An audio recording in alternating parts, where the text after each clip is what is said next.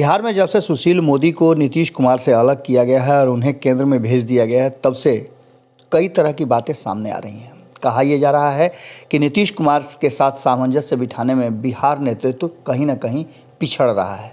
और नीतीश कुमार लगातार भारतीय जनता पार्टी पर दबाव बना रहे हैं और इस दबाव में कहीं ना कहीं संबंधों में खटास इतनी न बढ़ जाए कि सरकार बिहार में समाप्त हो जाए। इसको लेकर के बिहार के जो कैडर के मंत्री हैं या फिर बिहार के जो नेता हैं, उनकी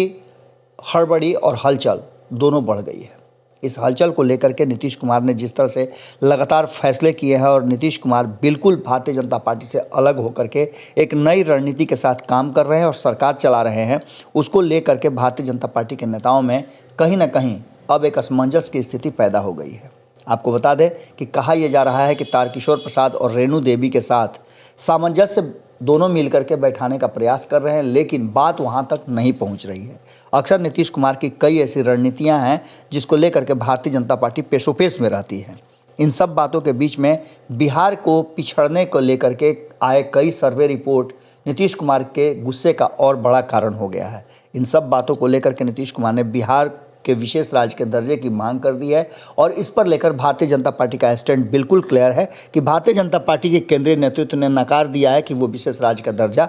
नहीं दे सकती है, क्योंकि जो नियम है विशेष राज्य के दर्जा के उसे फॉलो नहीं करता है बिहार। अब इन सब बातों को लेकर के बिहार में जो सत्ता में बैठे हुए मंत्री हैं भाजपा कोटे के, उन सारे लोगों में हड़बड़ी हो गई है और कहीं ना कहीं तारकिशोर प्रसाद को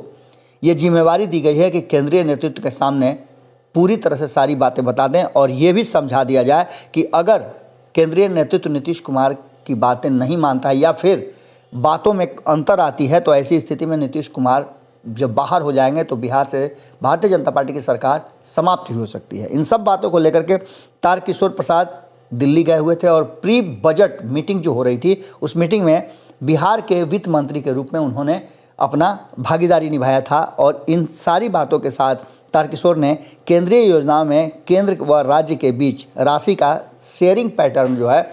उसे बदलने की बात कही थी। और इतना ही नहीं,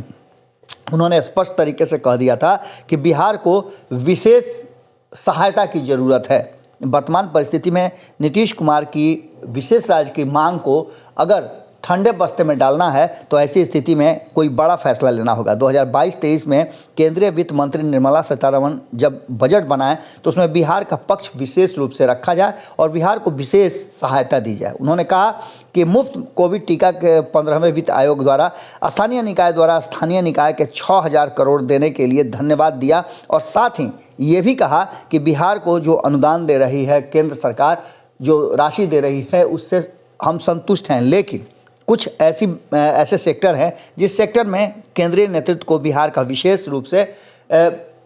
जुगाड़ करना होगा और वित्तीय प्रबंधन करना होगा। इन सब बातों को लेकर के कुछ सेक्टर हैं जिसमें सरकार को कहा गया है, केंद्रीय सरकार को तारकिशोर प्रसाद के द्वारा, कि जिस तरह से बिहार में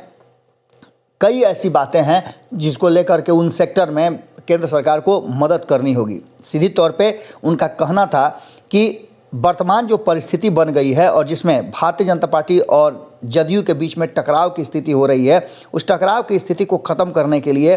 केंद्र ऋण लेने की सीमा 4 से 5% बढ़ाए। इन सारी बातों को लेकर के उन्होंने कहा कि FIBM कानून के तहत राज्य की ऋण लेने की सीमा 4% से बढ़ाकर 5% की जाए, यानी कि इससे बिहार के राजस्व में बढ़ोतरी होगी और इससे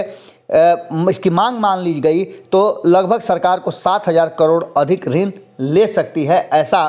प्रावधान में हो जाएगा। इसके बाद शिक्षकों के वेतन को लेकर के, चूँकि शिक्षकों का एक डिमांड बहुत बड़ा है और इसको लेकर के हमने आपको पहले भी खबरों में बताया था कि 2015-16 में जब महागठबंधन की सरकार थी, तब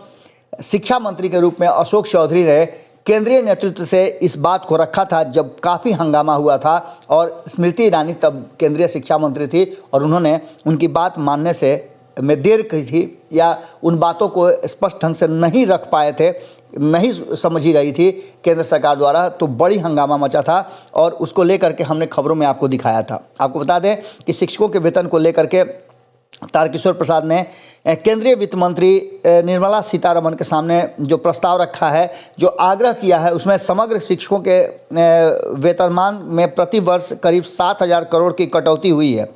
पैसा राज्य सरकार को देना पड़ रहा है और इस मद में 8400 करोड़ खर्च करती है सरकार। ये एक बड़ा भार है जिसको केंद्र सरकार को कम करना चाहिए। इसके साथ ही उन्होंने कहा कि विश्वविद्यालय शिक्षकों के वेतनमान को लेकर के भी बहुत ज़रूरी है कि शिक्षकों को सही तरीके से उनका वेतन मिलता रहे और 7वें वेतन आयोग में के बाद विश्वविद्यालय शिक्षकों को वेतन के लिए 767 करोड़ दिया गया है, जो 383 करोड़ यूजीसी को देना है। यह राशि अब तक नहीं मिली है। इसको भी लेकर के उन्होंने आग्रह किया था जिससे कि माहौल को बदला जा सके। इसके साथ ही प्रधानमंत्री ग्रामीण सड़क योजना के बारे में भी उन्होंने कहा है कि बिहार की मिट्टी कचरिया है, इसलिए जो भार बढ़ाने के साथ टूटने लगती है, लिहाजा सूबे के लिए पीएमजीएसआई का अलग मापदंड बने और अतिरिक्त 570 करोड़ दी जाए। यानी कि कहने का तात्पर्य यही है कि जो नीतीश कुमार ने विशेष राज्य के दर्जे की मांग की है, उसको लेकर के जो विभाग खास करके भारतीय जनता पार्टी के पास है, उसको लेकर के सीधी तौर पे तारकिशोर प्रसाद ने कहा है। और इसके साथ ही कुछ ऐसे क्षेत्र हैं, सेक्टर हैं, जहां भारतीय जनता पार्टी अगर शिक्षकों को सही समय पर वेतनमान और शिक्षकों को लेकर के कुछ ऐसा करती है तो शिक्षक निश्चित रूप से भारतीय जनता पार्टी के तरफ उनका झुकाव होगा। ये एक योजनाबद्ध तरीके से, जहां एक तरफ नीतीश कुमार की रणनीतियों को लेकर के भारतीय जनता पार्टी पेशोपेश में है, वहीं कई ऐसे सेक्टर हैं जिसको लेकर के तारकिशोर प्रसाद सहित भारतीय जनता पार्टी के जो थिंक टैंक है बिहार के, वो केंद्रीय नेतृत्व पर दबाव बना रहे हैं। इन सब बातों के बीच में एक बात पक्की नज़र आ रही है कि कहीं ना कहीं जो स्थिति है, उस स्थिति में बिहार भाजपा में जो हलचल बढ़ी है, उसमें केंद्रीय नेतृत्व को बिहार के सेक्टर के नेताओं ने अलर्ट कर दिया है और इस पे सभी ने कहीं ना कहीं तारकिशोर प्रसाद को अधिकृत करके भेजा है। आपको बता दें कि इसके अलावे पथ निर्माण विभाग से जुड़ी भी कई समस्याएं थी, कई ऐसे हर्डल थे जिसको पार करने की बात की गई है। और ख़ास करके इस बार के बजट में जो प्रावधान किए जाने हैं उसको लेकर के, कारण कि राशि जब बिहार के पास होगी तभी बिहार का विकास होगा और इस शेयरिंग पैटर्न को बदलने की भी बात किया है उन्होंने केंद्र प्रायोजित योजनाओं में केंद्र व राज्य के बीच जो राशि के शेयरिंग पैटर्न है, यानी अंश जो है, उसे बदलने की बात कही है और कहा है कि बाढ़, सुखाड़ और अन्य प्राकृतिक आपदाओं से हर साल जूझने वाले बिहार का आपदा प्रबंधन कोष दुगना किया जाना चाहिए, जो केंद्रीय नेतृत्व ही कर सकता है और आने वाले वित्त वर्ष में वित्तीय प्रबंधन किया जाए। 14वें वित्त आयोग के अनुशंसा के तहत वर्ष 2015-16 में बिहार को ऑन टाइड फंड के रूप में केंद्रीय करों के में हिस्सा में मदद दी गई थी और अधिक राशि मिलने की शुरुआत हुई थी। अब यह सिलसिला जो है 2018-19 में जारी रहा, लेकिन इस राशि में कमी होने लगी है, जबकि ये बिहार के लिए ज़रूरी है और ये इस सेक्टर में बिहार पिछड़ रहा है। उन्होंने कहा कि स्थापना मद में बढ़ाया गया था और अब जो स्थिति बिहार की है वो यथा स्थिति है, यानी बिहार को केंद्र के मदद की ज़रूरत है। साफ तौर पे जिस तरह से तारकिशोर प्रसाद ने अपनी बातें प्री बजट मीटिंग में रखी है, उससे स्पष्ट हो रहा है कि भारतीय जनता पार्टी नीतीश कुमार के विशेष राज्य के दर्जा की मांग तो नहीं मानेगी, लेकिन जिस तरह से तारकिशोर प्रसाद ने पूरी योजनाबद्ध तरीके से केंद्रीय नेतृत्व को समझाने का और अलर्ट करने का प्रयास किया है, वो स्पष्ट इस मीटिंग में नज़र आ रहा है। आपको बता दें कि इससे पहले भी जब सुशील मोदी हुआ करते थे तो वो नीतीश कुमार के नीतियों को और उनके इशारों को समझते थे। दोनों में इतना बेहतर सामंजस्य था कि कभी कोई समस्या नहीं आई, और जब समस्या आई तो देखा आपने कि किस तरह से 2013 में नीतीश कुमार सीधे अलग ही हो गए थे और उस समय भी सुशील मोदी नीतीश कुमार के साथ लंबे समय तक खड़े रहे थे। जब नीतीश कुमार को यह बात पता चल गया था कि अब नरेंद्र मोदी का कोई विकल्प नहीं है और भारतीय जनता पार्टी उससे टस से मस नहीं होगी, तब उन्होंने अपनी रणनीति में बदलाव किया था। वरना जब भोज कैंसिल हुआ था तो आपको याद होगा कि तब भी उससे पहले तक नीतीश कुमार को प्रधानमंत्री मटेरियल मानते थे सुशील मोदी, क्योंकि सुशील मोदी को भी पता था कि नीतीश कुमार जब सीट खाली करेंगे तभी उनके लिए कोई योजना और रास्ता बन सकता है। इस बीच में भारतीय जनता पार्टी के सामने